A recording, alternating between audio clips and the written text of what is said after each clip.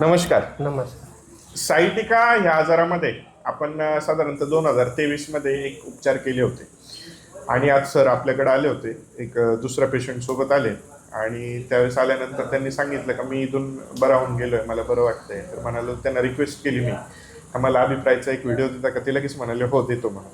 तर आज त्यांच्याकडून जाणून घेऊयात आपण सरांना काय होत होतं, कसं कसं त्रास होत होता आणि आपण काय काय उपचार केले. सर्वप्रथम सर आपलं नाव सांगा. नाना उत्तम पाटील, माहिती तालुका जिल्हा काय आपला? पाचोरा. पाचोरा. जळगाव. जळगाव. आपल्याला काय काय त्रास होत होता त्यावेळेस? त्रास म्हणजे असं होता की मी शेती काम करतो, हे व करायला कधी गेलो होतो, हे बांधायला गेलो ते बांधायला बटत होतो डायरेक्ट. हा. तर काम होत नव्हतं मी. तर मग एक जणांनी सांगितलं की बाबा असं असं लावलं, तुम्ही जा बुवा, एवढा खर्च केला, एवढं बी खर्च करून पहा. हो हो. तर मी आलो तर मला पुरेपूर फरक पडला. हो हो. आता येऊन किती दिवस झाले आपल्याला? 23 मध्ये केला. 23 मध्ये केलं. 2 वर्ष होऊन 2 गेले. वर्ष. बरं बरं. तर मी मटेरियल वगैरे थैली वगैरे सगळे काम करतो. आता व्यवस्थित करतो. शेताचं वगैरे काम सर्व जमतंय. जड काम वगैरे सगळं करतो. सगळं व्यवस्थित येतंय.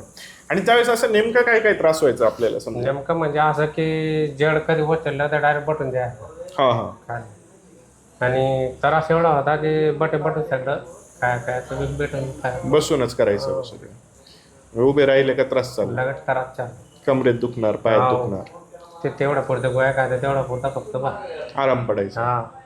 आणि तुमची दवा चालू केली आणि पत्ते पाडले तर परत पडून एकदम व्यवस्थित. एकदम. चल, परमेश्वर कृपा आहे, बरं वाटतंय. एकदम आहे. सरांना L4 L5 मध्ये डिस्बल झालं होतं आणि ते झालेलं जे डिस्बल याच्यामुळे सायटिकाचा त्रास होत होता. आपण याच्यावरती चांगले ॲक्युपंक्चरचे ॲक्युप्रेशरचे उपचार केले आणि आज सर एकदम व्यवस्थित आहेत. त्यांचे जे दैनंदिन काम आहेत ते व्यवस्थित करतायत. असंच जर का आपल्यालाही त्रास होत असेल ॲक्युपंक्चरचे ॲक्युप्रेशरचे एकदा उपचार घेऊन पहा. नक्की परमेश्वर कृपेने आपल्या उपचाराने आपल्याला फायदा जाणवेल.